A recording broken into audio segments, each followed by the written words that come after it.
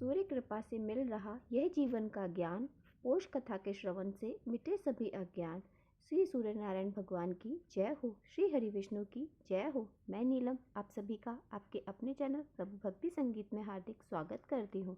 भक्तजन, आज पौष मास की कृष्ण पक्ष की चतुर्दशी तिथि है और आज दिन सोमवार का है। सोमवार का दिन शिव भगवान को समर्पित होता है। तो आइए आज हम सबसे पहले शिव भगवान की कथा का रसपान करते हैं। एक समय की बात है, माता पार्वती और भोलेनाथ पृथ्वी पर भ्रमण के लिए आए। पृथ्वी पर आते ही माता पार्वती की नज़र एक गरीब पति पत्नी पर पड़ी जो अपनी गरीबी से बहुत दुखी थे। उन्हें कुछ समझ नहीं आ रहा था कि हमारी गरीबी के दिन कब दूर होंगे। तो उनके पति एक दिन अपनी पत्नी से बोल रहे थे, सरिता, अब मुझे कुछ समझ नहीं आ रहा, हमारी गरीबी के दिन कब दूर होंगे। हमारे पड़ोस में जो राम रहता है उसने कल ही नई दुकान खरीदी है। तो उसकी पत्नी उससे बोलने लगी, आप चिंता क्यों करते हैं, सबका भाग्य एक सा नहीं होता। उसके भाग्य में अमीर होना लिखा था, हमारे में नहीं लिखा था। यह सब भगवान की इच्छा अनुसार होता है। पता नहीं हमारे अच्छे दिन कब आएंगे, प्रभु की कृपा हम पर कब होगी, ना जाने कौन से बुरे कर्मों की सजा हमें मिल रही है। यह सब उसका पति कहने लगा। यह सुन माता पार्वती भोलेनाथ आप से बोलने लगी, आप चाहें तो इन्हें पल भर में अमीर बना सकते हैं, इन लोगों के भाग्य में अभी अमीर बनना लिखा है।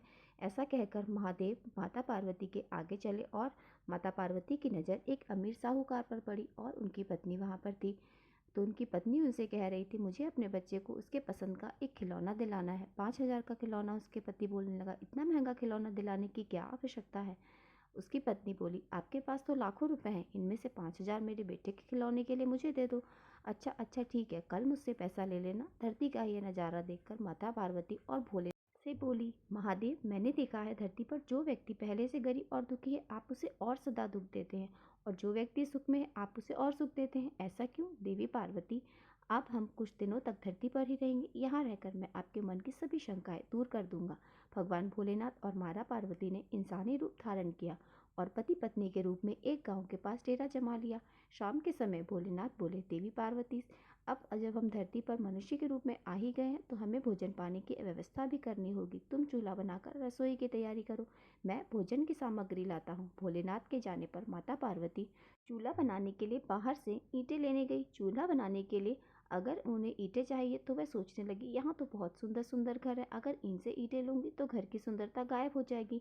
अरे यह जर्जर और टूटा हुआ मकान दिखता है, इस मकान के भीतर से ले लेती हूँ। भीतर जाकर माता पार्वती ने चूल्हा तैयार किया और महादेव का इंतजार करने लगी।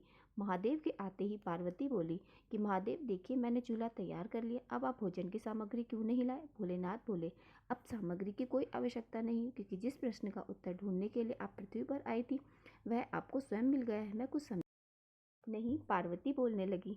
तो भोलेनाथ बोले, स्वामी, आप यह चूल्हा बनाने के लिए ईंटें कहाँ से लेकर आई हैं। महादेव, मैं कुछ टूटे फूटे और झज्जर मकान से ईंटें लाई हूँ। पार्वती जी, जो मकान पहले से ही टूटे थे आप उन्हें और खराब करके पक्के और मजबूत मकानों से ईंटें क्यों नहीं लाई। लेकिन प्रभु, उन घरों के लोगों ने अपने घरों को बहुत अच्छी तरीके से रखा हुआ था, उनकी सुंदरता को खराब करना मुझे अच्छा नहीं लगा। देवी पार्वती, आपके पूछे हुए प्रश्नों का उत्तर भी यही है। जिन लोगों ने आपके जीवन को अच्छे कर्मों से सुंदर बना रखा है उन्हें दुख कैसे मिल सकता है। इस संसार में हर मनुष्य अपने कर्मों का फल भोगता है, सबके पास सब कुछ नहीं होता। मनुष्य के पिछले जन्म का कर्म उसे इस जन्म में भुगतना ही पड़ता है। अपने प्रश्नों का उत्तर पाकर देवी पार्वती भोलेनाथ के साथ कैलाश पर्वत पर लौट जाती हैं।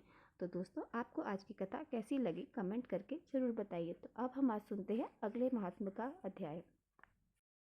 आगे के अध्याय में अरुण ने पूछा, हे भगवान, यह भोजक कौन है, किसका पुत्र है, इसने ऐसा कौन सा उत्तम कार्य किया है जिस कारण ब्राह्मण आदि वर्णों को छोड़कर आपका इस पर अति अनुग्रह है।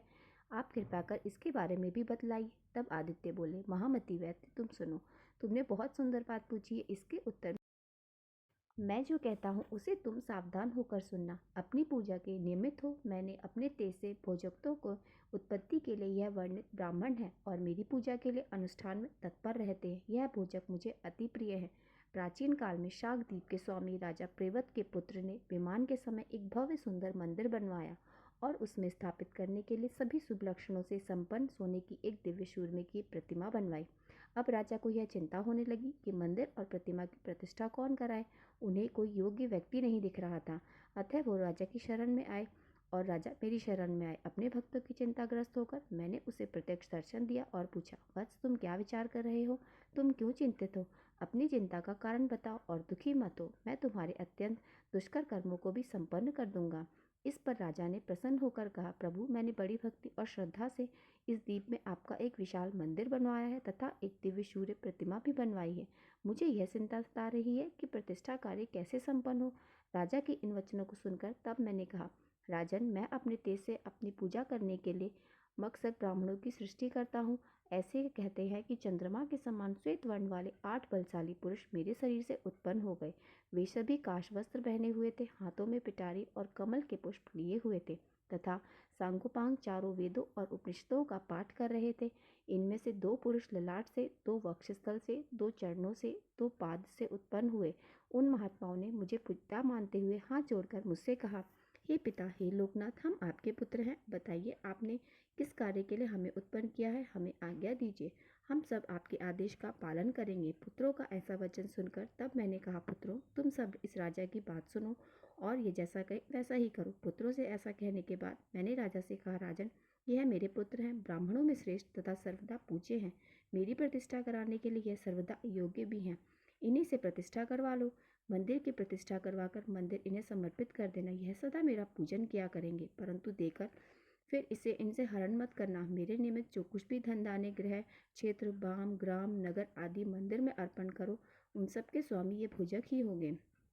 जैसे पिता के द्रव्य का अधिकारी उसका पुत्र होता है, ठीक वैसे ही मेरे धन के अधिकारी यह भोजक ही हैं। मेरी आज्ञा पाकर उस राजा ने प्रसन्न होकर वैसा ही किया और भोज को द्वारा प्रतिष्ठा कराकर उन मंदिरों को उन्हीं को समर्पित कर दिया। हे अरुण, इस प्रकार अपनी पूजा के लिए मैंने अपने शरीर के तेज से भोजक को उत्पन्न किया। यह मेरे आत्मस्वरूप है। मेरी प्रीति के लिए जो कुछ भी देना हो वह भोजक को देना चाहिए, परंतु भोजक को दिया हुआ धन कभी वापस नहीं लेना चाहिए।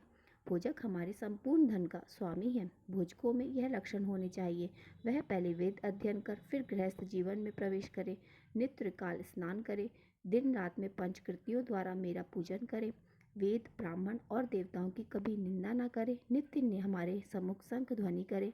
6 महीने पुराण सुनने से जैसी प्रसन्नता मुझे होती है, वैसी प्रतिकाल केवल एक बार शंख ध्वनि श्रवण करने से ही हो जाती है।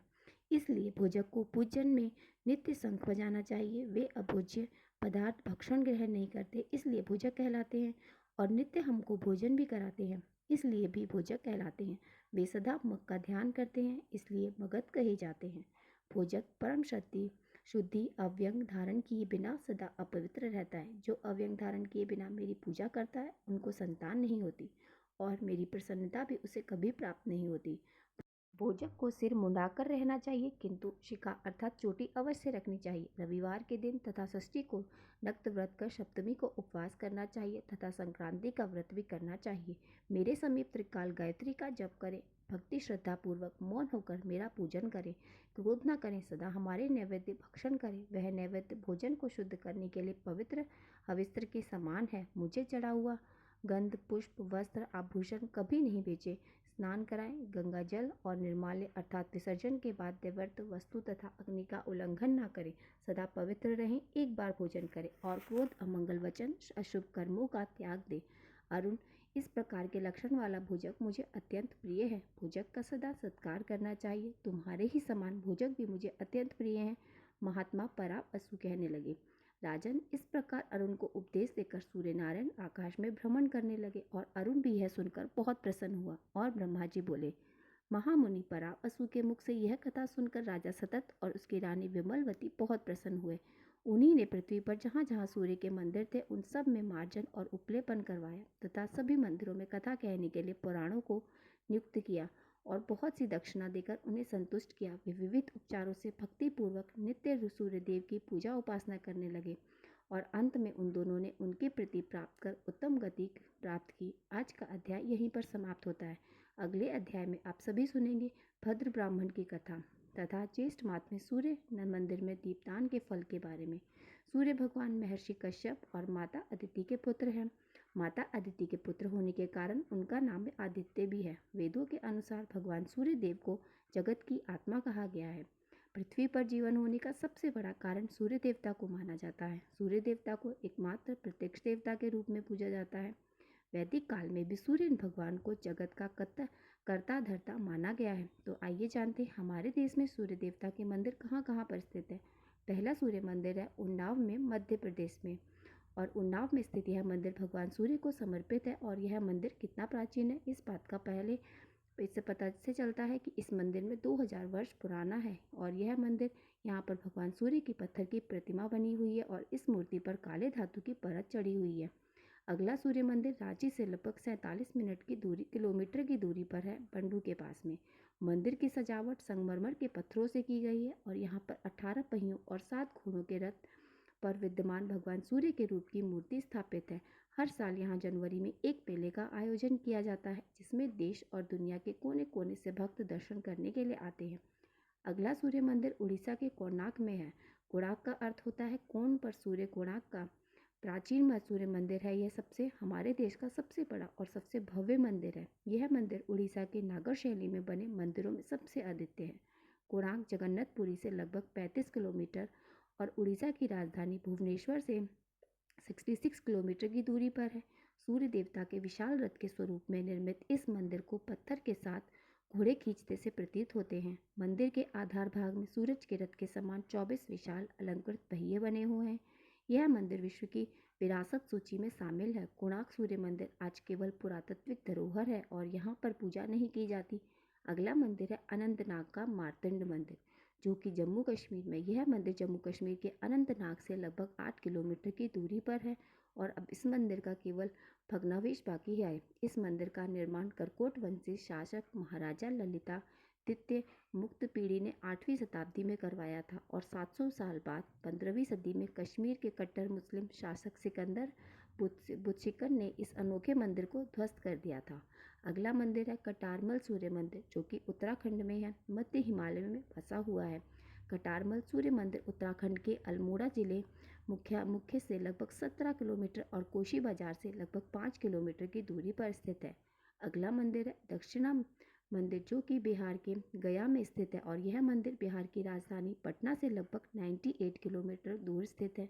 ऐसा माना जाता है इस मंदिर का निर्माण 13वीं शताब्दी में आंध्र प्रदेश के वारंगल के दक्षिणी भारतीय राजा प्रताप रुद्र ने करवाया था। मंदिर के पास सूर्यकुंड और दक्षिण मानस तीर्थ कुंड नाम के 2 बड़े बड़े तालाब हैं, जहां पर छठ के अवसर पर हर साल बहुत बड़ी संख्या में श्रद्धालु दर्शन के लिए आते हैं और सूर्य देवता को अर्घ्य देते हैं।